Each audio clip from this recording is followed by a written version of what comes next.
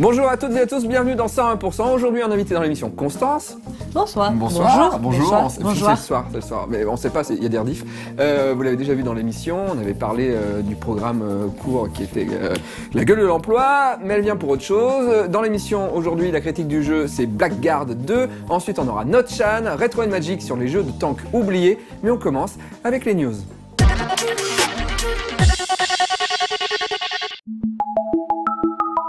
Après 13 ans d'activité en Europe, le programme de fidélité de Nintendo s'apprête à fermer ses portes le 30 septembre prochain. De fonctionnement, de noms et d'âges variés selon les pays, nous l'appelons ici Club Nintendo depuis 2007, date à partir de laquelle il nous a permis d'échanger des étoiles récoltées en achetant des produits Nintendo contre différents lots plus ou moins importants. Mais tout ça, c'est bientôt fini donc. Le 1er avril, Nintendo commencera par retirer les cartes d'enregistrement produits présentes dans ses jeux en boîte, puis au 20 du même mois, il deviendra impossible d'enregistrer les jeux numériques achetés sur l'eShop. Les New Nintendo 3DS à sortir le 13 février prennent d'ailleurs de l'avance sur ces mesures, puisqu'elles ne seront pas enregistrables sur le club. Et à compter du 20 avril, il nous restera à peu près 5 mois pour dépenser toutes nos étoiles, avant qu'elles ne disparaissent en même temps que le service cessera de fonctionner fin septembre. Celui-ci sera remplacé par un nouveau programme que l'on espère un peu plus harmonisé au niveau mondial. D'ici là, Nintendo a promis de bien remplir son club de lots en tout genre, pour que l'on ait des raisons de dilapider nos dernières étoiles.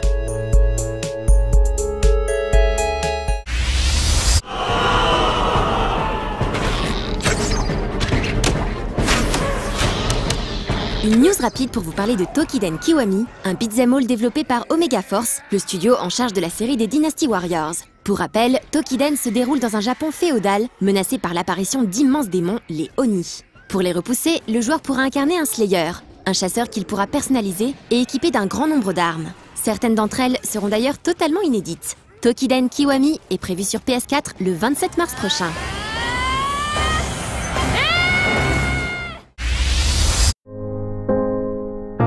Écrit par Sam Barlow, l'auteur du scénario de Silent Hill Shattered Memories, Her Story est une sorte de polar interactif. Dans ce jeu, on incarnera un policier tentant de résoudre un crime vieux de plus de 20 ans. Pour résoudre ce dossier poussiéreux, il faudra donc se baser sur 7 vidéos d'archives, soit 7 interrogatoires que le joueur devra analyser et décortiquer. Le joueur aura aussi accès à un ordinateur virtuel et à une base de données dans laquelle il pourra taper des mots-clés en fonction des déclarations de la personne interviewée. Celle-ci est d'ailleurs jouée par une véritable actrice, ce qui est paradoxalement assez rare dans les jeux vidéo de notre époque. Her Story fait partie du programme Greenlight de Steam, un type de narration originale et non linéaire qu'il est désormais possible d'aider à être publié en allant voter pour lui.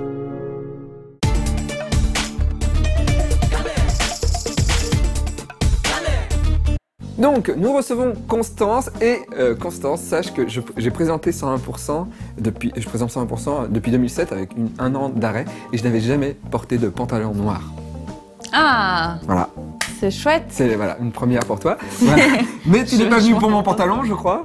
Oh, aussi, si, parce aussi. qu'on en a pas mal parlé. Oui. Mais... Non, mais en fait, donc Constance, comme vous le savez, est sur scène.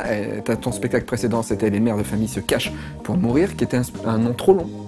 Ouais, mais c'était drôle. Mais c'était drôle. Voilà. Et le nouveau spectacle, parce que tu viens avec un nouveau spectacle, oui, s'appelle Partouze sentimentale. C'est plus court. Voilà. Et on n'aime pas ça normalement dans les partouzes. Et donc, de quoi parle le spectacle? Parce que l'ancien spectacle, on était sur les mères de famille, les femmes. Les femmes, ouais. La place de la femme dans notre société, et tu faisais plusieurs portraits de femmes. Plus ou moins appétissantes, on va dire, et plus ou moins intelligentes. Voilà. Ouais, il en faut pour tous les goûts. Oui. Et donc là, ça parle de quoi, Partouze sentimentale? Est-ce que le titre laisse entendre En fait, ça parle de sentiments. Voilà, c'est ça qui est étonnant avec un titre pareil. Oui. Mais ça parle aussi un petit peu de cul, ne vous inquiétez pas.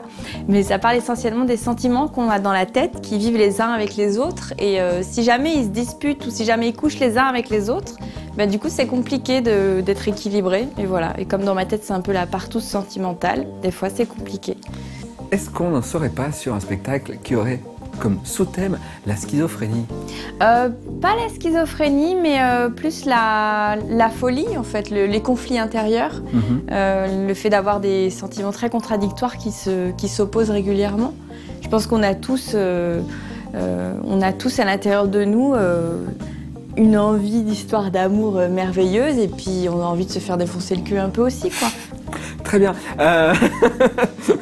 En tout cas, j'ai vu le spectacle parce que là, on parle du fond, mais dans la forme, c'est très drôle. Voilà, parce que c'est vrai que non mais c'est vrai que quand les gens viennent vendre un spectacle comique, d'habitude ils font alors oui, il y a des blagues, et là nous on commence direct. Alors dans le fond, les sentiments, tout ça, c'est parce que c'est un spectacle intelligent et c'est ça qui est bien, parce que et on n'est pas voilà, c'est un spectacle intelligent. Mais on en reparle après la critique du jeu, c'est Blackguard 2.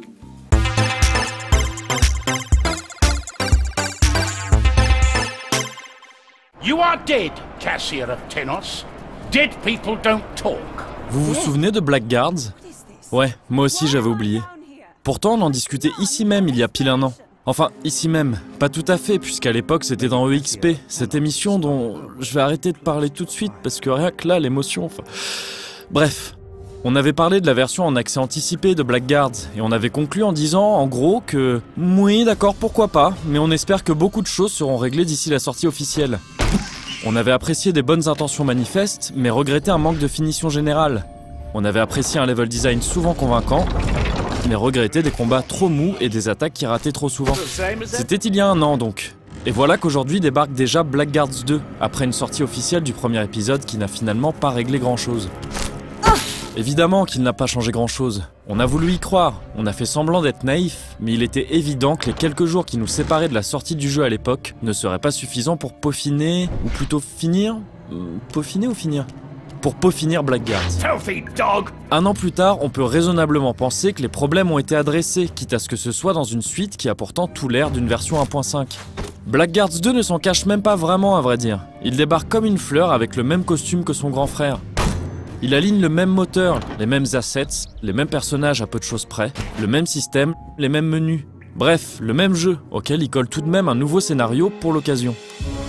Un scénario pas inintéressant au demeurant, quand il nous place dans la peau d'une certaine Cassia, enfermée on ne sait trop pourquoi dans des oubliettes où elle perdra plusieurs années, mais aussi une partie de son visage et de sa raison avant de pouvoir s'en échapper. Parce que ça se fait, Cassia décide alors de se venger de Marwan, tyran de son état et probable commanditaire de son emprisonnement. Pour ce faire, elle va réunir un groupe de héros dont elle a certainement entendu parler en jouant au premier Blackguards, puisqu'on retrouve notamment Norim le nain, Zurbaran le mage ou Takate le barbare. Pas forcément des plus qualifiés eux-mêmes, ils feront toutefois office de conseillers à Cassia, qui de son côté n'a plus grand chose à faire de quoi que ce soit, ce en quoi on veut bien la comprendre. Et c'est plutôt intéressant de se retrouver glissé dans la peau d'une personne à moitié, si ce n'est complètement folle, et prête à peu près tout pour arriver à ses fins. Y compris, par exemple, à faire des prisonniers pour les interroger plus ou moins brutalement, comme on sera amené à le faire régulièrement. C'est assez sombre et peu vu pour séduire la plupart des dérangés refoulés que nous sommes tous. Et ça suffirait presque à faire le boulot si cette ambiance bien sombre n'avait pas à souffrir d'une mise en scène très paresseuse et d'une écriture assez naïve. Qu'à cela ne tienne, on occupera de toute façon la plupart du temps passé sur Blackguards 2 à combattre. Parce qu'on parle d'un RPG tactique bien sûr, mais parce que les combats sont extrêmement longs surtout. Dans l'ensemble, ils n'ont presque pas bougé depuis le premier épisode. Il s'agit donc toujours de déployer puis déplacer ses troupes sur des cases hexagonales et de profiter un maximum des différents pièges et autres éléments de décor interactifs pour semer la pagaille dans les rangs adverses. On retrouve la plupart des sorts, des armes et des capacités déjà éprouvées il y a un an, et il est toujours aussi plaisant de faire brûler des flaques d'huile pour des dégâts accrus, ou bien de bloquer des ennemis grâce aux barrières magiques. Une barre d'endurance vient apporter un peu d'inédit au tout en régulant légèrement les compétences de mêlée, et le nouveau système de mercenaires à recruter le temps d'un combat permet de varier un petit peu plus les approches en multipliant les types de combattants disponibles à chaque affrontement. Dans le même ordre d'idées, le personnage principal est maintenant entièrement personnalisable, et on aura tout le loisir d'en faire ce que l'on veut, quitte à se planter lourdement et à le regretter amèrement ensuite. Cette triste hypothèse n'est pas à négliger, puisque le système d'évolution n'a pas beaucoup changé et reste beaucoup trop confus pour le peu qu'il permet en réalité. En revanche, les chances de réussite d'attaque ont de leur côté heureusement été revues à la hausse depuis le premier Blackguards, ce qui est loin d'être un luxe.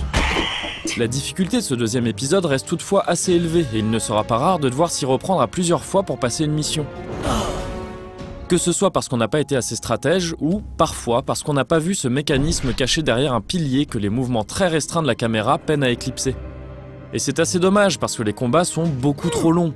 Ils ne sont pas simplement longs, ils sont trop longs. Parce que pour 10 minutes de temps de jeu réel, pas loin de 10 autres seront consacrés aux très nombreuses unités ennemies et leurs tours d'action que l'on ne peut ni passer ni accélérer. C'est évidemment assez frustrant en plus d'être absolument rasoir, et ça rend encore plus mou des combats déjà très mous à la base. Dans de telles circonstances, l'ajout plutôt sympa dans l'absolu du principe de ville à capturer puis à défendre de nombreuses fois au fil de l'aventure devient rapidement assez lourd quand il demande d'enchaîner ces combats trop longs et trop mous. Des combats qui pourront très régulièrement rester indéfiniment bloqués sur l'écran final et qui feront alors perdre de grosses demi-heures puisque la sauvegarde est impossible durant les affrontements.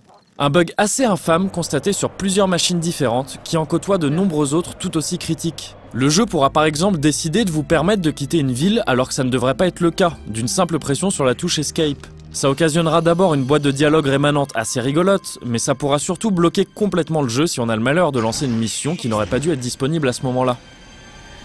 À côté de ça, la traduction française incomplète, les quelques objets mal nommés et la multitude de petits bugs non critiques restent tout à fait mignons. Thank you. Mais il contribue à faire de Blackguards 2 un jeu tout sauf fini, alors même qu'on a pris soin cette fois-ci de se frotter à une version finale.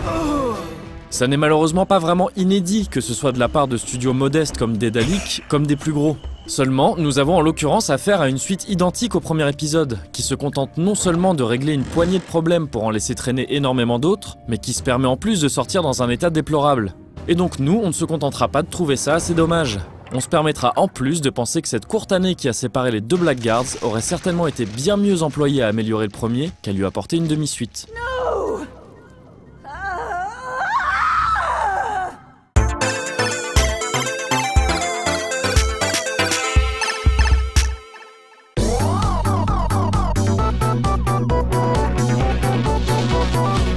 Non, moi j'ai déjà fait des trucs vulgaires sur No Life, tu sais. De toute façon, ma mère, elle regardera pas. Je crois pas. Non.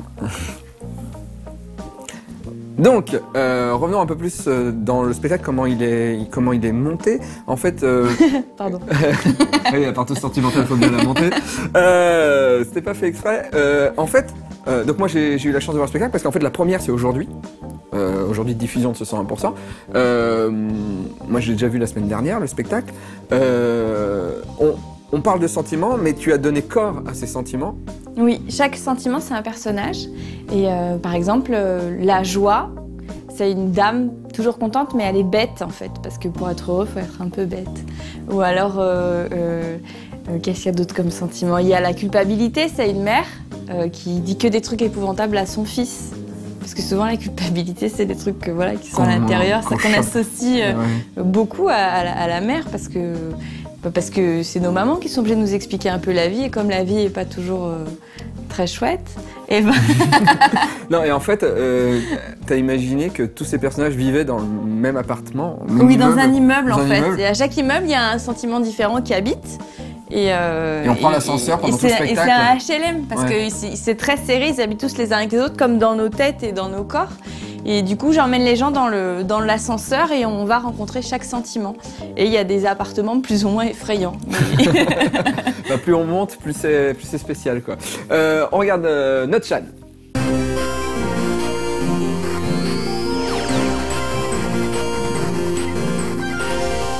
Salut bande de taxes, c'est Nono-chan. Eh oui, vous avez vu?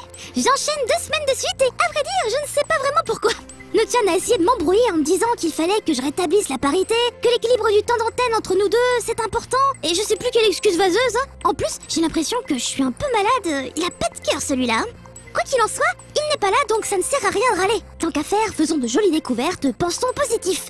Vous savez, devant un écran dont la moitié des pixels ne fonctionne plus, je préfère encore me dire « Mais non, la moitié des pixels de cet écran fonctionne encore !» C'est toujours une joie de vous retrouver pour qu'on puisse découvrir quelques belles images ensemble, de faire des découvertes, ou bien d'autres joyeusetés qui font le sel de la vie dans la brandade de morue du quotidien. On avait déjà eu l'occasion de remarquer le travail de David Dutton qui poste régulièrement sur la chaîne YouTube Cinéfix. Sa spécialité? Des remakes de blockbusters sous forme de clips à l'aspect 8 bits, comme si ces films récents étaient issus directement d'un Megaman par exemple. Après Matrix, c'est au tour des Gardiens de la Galaxie de se voir pixelisés. Ça spoile bien comme il faut si on n'a pas vu le film, hein, il est vrai, mais c'est toujours aussi agréable à regarder.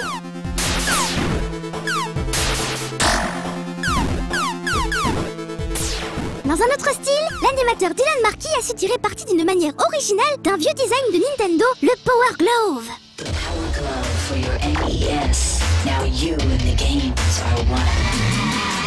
Ce fameux gant a fait fantasmer bien des joueurs en culotte courte, même si en réalité, il se révélait bien peu utile à l'époque. Il est devenu pour l'animateur, spécialisé dans la stop motion, un de ses plus précieux instruments de travail.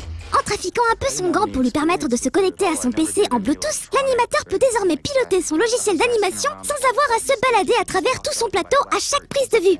L'artiste a su conserver de manière ingénieuse le charisme presque proustien de cet objet, tout en lui permettant d'avoir enfin une vraie utilité.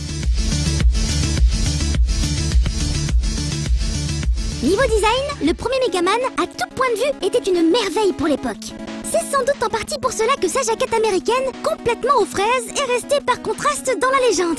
Capcom s'était amusé de l'anecdote en intégrant le personnage dans le roster de combattants du jeu Street Fighter Cross Tekken. L'artiste thaïlandais Momoji du site Mod & Toy a remis à l'honneur ce personnage en s'inspirant de l'illustration originale pour en faire une figurine unique. Du coup, quand un jouet s'inspire de ce qui est peut-être l'illustration la plus moche du monde, est-ce son destin d'être le jouet le plus moche au monde? En tout cas, il a l'air de bien s'entendre avec Creepy Woody. Vous savez, cette figurine de Woody de Toy Story à l'expression qui met toujours mal à l'aise. Bon, on peut se moquer des designs américains de Megaman, mais les Japonais ne sont pas en reste pour parfois donner naissance à quelques designs, disons, troublants. Un exemple emblématique? Le Spider-Man créé par la Toei dans les années 70 qui reprenait plus les codes du tokusatsu que du comics. Le tisseur se retrouvait alors aux commandes du Léopardon, un robot géant. Par un amusant retournement de situation, dans le numéro 12 d'Amazing Spider-Man, sorti aux US début janvier, Peter Parker recrute son homologue japonais pour combattre les Inheritors. Le robot Léopardon se retrouve ainsi intégré à l'event Spider-Verse en cours de publication chez Marvel. Reste à voir si celui-ci subsistera de manière permanente après la fin de la série. De quoi laisser rêveuse? Rêveuse, c'est bien ce que je suis devant la dernière idée de Bandai, encore et toujours eux. Au Japon, la société propose dans les combini une variété de produits appelés Hakovision. Hako, ça veut dire une boîte en japonais. C'est tout simplement un dispositif de projection mapping dans le creux de votre main. On ouvre fébrilement la boîte, on enlève le chewing-gum dedans qui est là pour le prétexte, et on construit de ces petites mimines fragiles une scène miniature. Il faut ensuite disposer un écran en plastique en diagonale du dispositif. On parachève alors le tout en disposant un smartphone sur le haut de la boîte. Celui-ci endosse à ce moment le rôle de projecteur improvisé et en jouant une vidéo dédiée devant nos yeux ébahis, il est possible de voir évoluer Hatsune Miku ou les idoles de Love Live en projection mapping sur les décors proposés. Bon, je ne sais pas si c'est très clair, voire même si le résultat est très probant, mais niveau concept, c'est complètement foufou. Faire rêver avec un bout de carton et une feuille de plastique, y a pas à dire. Le savoir-faire de certains ingénieurs et de certains marketeurs chez Bandai laisse sans voix. Certains devraient en prendre de la graine. C'est bien de pouvoir continuer à rêver en ces temps. Arrivé au terme de cette émission, c'est là que je me demande si je vous retrouve la semaine prochaine. À moins que No-chan ne soit à court de mauvaises excuses pour ne pas faire son boulot. Je vous dis donc, pleine d'espoir, à la prochaine, bande d'attaques!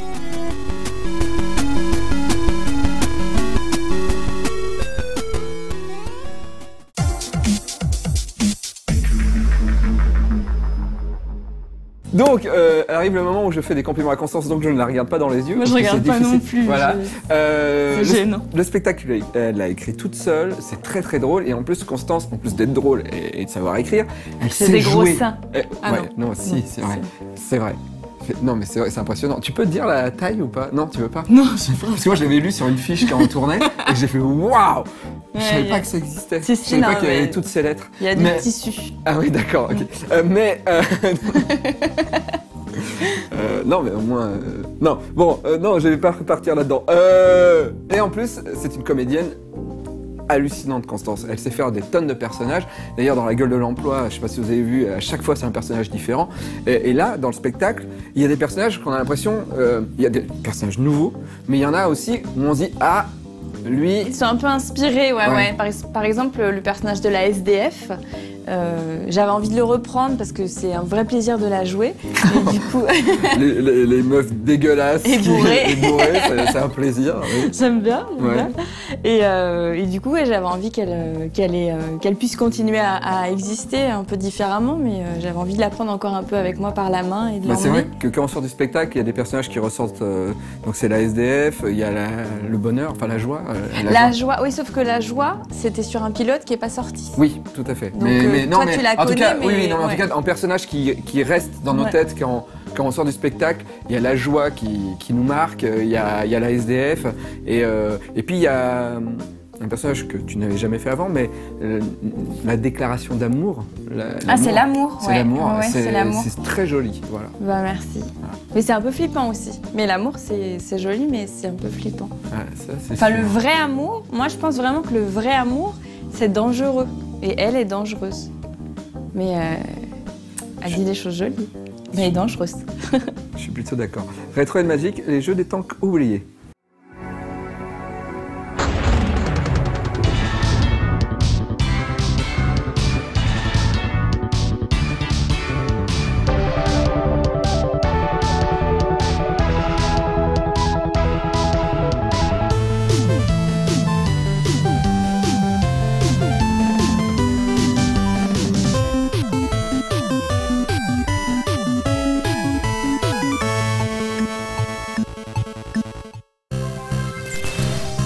Bien que les chars de combat symbolisent la guerre et toutes ses atrocités, l'univers du jeu vidéo a toujours été attiré par les blindés. Les développeurs de World of Tanks ont bien compris et ont atteint en août dernier les 100 millions de joueurs enregistrés. Une véritable success story. Cet attachement aux chars de combat ne date pas d'hier. Ce Retro Magic va s'intéresser à certains jeux de tanks oubliés, mais qui ont pourtant marqué de nombreux esprits. Trax est un jeu plein de charme. Sorti sur Game Boy en 1991, il est l'œuvre du studio HAL Laboratory. Tout commence durant l'invasion d'un village. Alors qu'un agriculteur se rend dans les champs pour cultiver la terre à l'aide de son tracteur, il rebrousse chemin lorsqu'il voit déferler une colonne de tanks. Les ennemis sèment la terreur et semblent prêts à tout pour conquérir les terres environnantes. C'est alors qu'un des chars tombe en panne. Devant l'urgence de la situation, les villageois capturent le véhicule endommagé et décident de le réparer. Désormais solidement armés, ils vont tout faire pour mettre un terme aux agissements de l'armée ennemie. Dès la séquence d'introduction et ses énormes sprites, le joueur plonge dans un univers mignon. Loin de prôner le réalisme, Trax est un shoot'em up divisé en 4 mondes. Game Boy oblige, 2 boutons suffisent pour toutes les actions. Le bouton B sert à tirer, tandis que le bouton A permet d'interagir avec la tourelle. Celle-ci peut ainsi se déplacer dans 8 directions, donnant une certaine amplitude à l'action. Pour se défaire des ennemis, il faut marier timing et précision, tout en sachant que la tourelle tourne uniquement dans le sens des aiguilles d'une montre. Heureusement, le tank embarque des armes puissantes comme des bombes et plusieurs types de missiles. Autre élément indispensable, l'énergie restante est matérialisée par la barre de vie qu'il est possible de recharger avec des bidons d'essence. Très agréable à l'œil, Trax a pu compter sur le talent de HAL Laboratory qui donnera naissance un an plus tard à Kirby. Alliant graphismes rondouillards et sobres, animations rigolotes, musiques entraînantes, environnements interactifs et liberté de déplacement, cette aventure monochrome s'avère diablement attachante. Bien que court et entaché de ralentissements, le jeu propose un mode Link très prenant, pouvant accueillir jusqu'à 4 participants.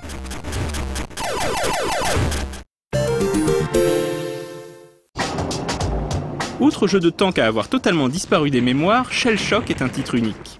Ce jeu, qu'il ne faut pas confondre avec le titre éponyme de 2004, place le joueur dans une ambiance hors du commun. L'histoire relate le parcours de 5 mercenaires afro-américains qui ont décidé de s'attaquer aux terroristes les plus endurcis de la planète. Avec leur organisation Da Wardens, ils sillonnent le monde en essayant de nettoyer les zones hors de contrôle. Au premier abord, ce jeu d'action n'a rien d'exceptionnel.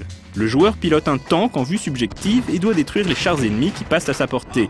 Les déplacements dans l'environnement 3D sont plutôt agréables et le gameplay, très arcade, ne cherche à aucun moment le réalisme. Les munitions sont illimitées, et ce n'est pas de trop pour éliminer les belligérants. Hélicoptères, tanks, bateaux, les dictateurs des pays fictifs visités ne reculent devant rien. En dépit de missions répétitives et d'un visuel assez terne, Shell Shock propose toutefois des idées plutôt intéressantes. Le joueur peut ainsi personnaliser son char entre chaque mission afin d'améliorer les capacités de ce dernier. Blindage, cadence de tir, munitions, amélioration du moteur, des chenilles, les options sont nombreuses. Il est même possible de faire appel à un soutien aérien à condition d'avoir amassé suffisamment d'argent. Shell Shock se démarque également grâce à son univers qui gravite autour de la musique rap et des codes du hip-hop. Ainsi, entre les missions, les personnages discutent entre eux et le joueur profite de dialogues parfois surréalistes, bourrés de références à la pop culture. D'accord, je te donne un exemple. Blade Runner. Qu'est-ce que tu racontes? C'est pas un bouquin. Détrompe-toi, c'est même Philip Dick qui l'a écrit. Pas vrai, Holmes? Écoute, Détour. Philip Dick n'a jamais écrit un bouquin intitulé Blade Runner. Non, c'est vrai. Il a écrit un bouquin qui s'appelle « Les androïdes rêvent-ils de moutons électriques ?» et Ridley Scott en a tiré le film Blade Runner. Shell Shock aurait mérité une meilleure finition, notamment en matière de graphisme et de bande sonore. Même si les objectifs sont variés, les environnements se répètent et on a constamment l'impression de refaire le même niveau. En revanche, le jeu possède une ambiance très originale et mérite qu'on y jette un œil. Sorti sur Saturn, PlayStation et PC en 1997, Mass Destruction est un jeu bien guerrier. Aux commandes d'un char d'assaut, le joueur doit traverser 25 missions périlleuses. En début de partie, 3 tanks sont disponibles, chacun symbolisant une approche différente. Léger mais rapide, équilibré ou lent et résistant. Après un briefing entièrement traduit en français, le joueur part à l'assaut de l'armée républicaine. Il est d'ailleurs possible de choisir entre différents secteurs. Dans l'esprit d'un Desert Strike, mais au sol, Mass Destruction est un jeu d'arcade pur et dur. Même s'il est possible de tout détruire, il faut veiller à suivre les différents ordres de mission. Éliminer des cibles, intercepter des convois dangereux, libérer des villes ou encore mettre la main sur des espions. Pour s'y retrouver, le radar amovible s'avère fort pratique. En face, les ennemis ne reculent devant rien. Outre l'infanterie, l'armée républicaine n'hésite pas à attaquer avec des chars d'assaut ou des hélicoptères. Et si une ombre menaçante plane au-dessus du joueur, il faut déguerpir immédiatement sous peine d'être touché par un lâcher d'obus. Le joueur devra également se méfier des zones les plus inondées qui sont impraticables. Très dynamique bien que parfois brouillon, Mass Destruction ressemble à s'y méprendre à un Return Fire explosif avec quantité d'effets spéciaux. L'arsenal contient ainsi des armes très puissantes comme un lance-flamme, une bombe à fragmentation ou encore des missiles à tête chercheuse. De quoi faire un beau carnage, mais attention, l'ennemi est en possession du même arsenal. Avec sa musique rythmée et son animation rapide, Mass Destruction est un titre sympathique qui aurait mérité plus de variété dans ses missions.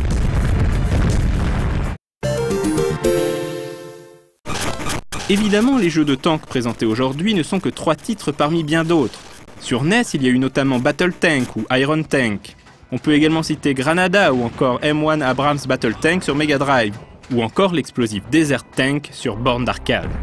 Les titres mettant en scène des blindés sont nombreux, et nous aurons donc l'occasion de revisiter cette thématique dans de futurs épisodes de Retro & Magic.